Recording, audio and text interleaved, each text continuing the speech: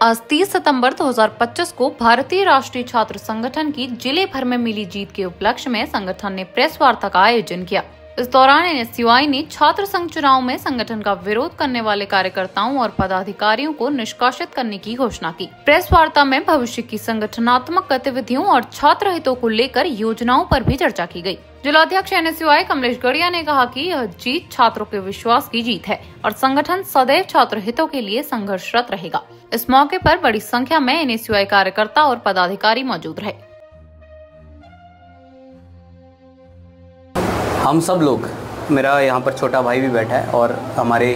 पदाधिकारी भी बैठे हैं, हम सब लोग सभी छात्र छात्राओं को, पूरे बागेश्वर जिले के छात्र छात्राओं को धन्यवाद प्रदान करना चाहते हैं, क्योंकि उन्होंने एनएसयूआई को भारी मतों से विजयी बनाकर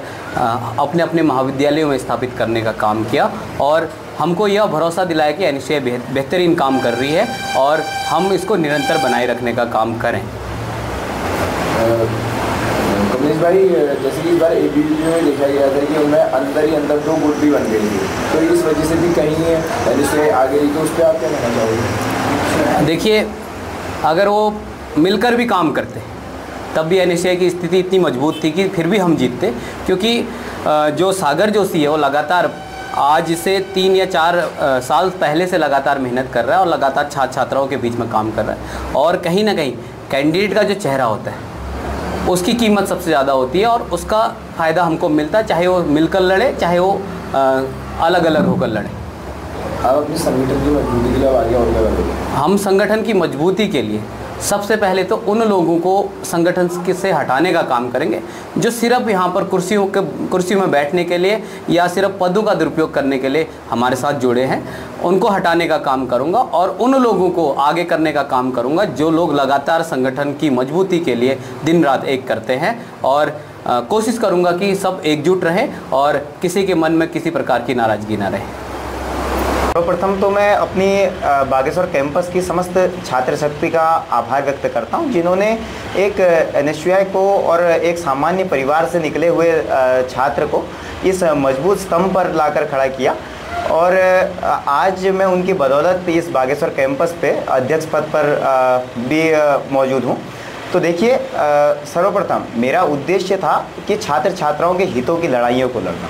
मैंने पूर्व में भी कई बार छात्र छात्राओं के लिए लड़ाइयाँ लड़ी हैं। ये लड़ाई सिर्फ उनके लिए, उनके हितों की लड़ाइयाँ हैं। ये इस प्रकार किसी भी प्रकार के अभद्रता या इस प्रकार की लड़ाइयाँ नहीं हैं। और देखिए, जिस प्रकार मैंने जो वादे उनसे किए हैं, मेरे छात्र छात्राओं से जिस भी प्रकार के वादे मैंने किए हैं, उन्हें मैं पूर्ण करने में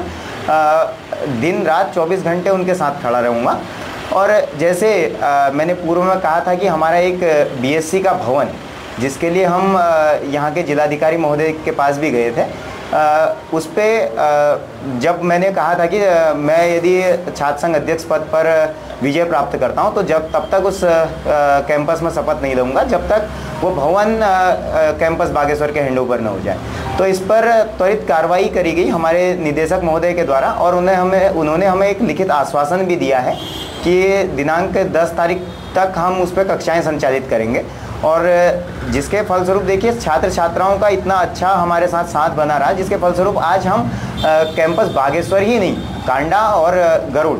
2 महाविद्यालय और भी एनएसयूआई के साथ जीत के लेकर आए। और मैं कहना चाहूँगा कि देखिए, एनएसयूआई केवल वादे ही नहीं करती है, उन पर खड़े उतरने का काम भी एनएसयूआई ने किया है। धन्यवाद।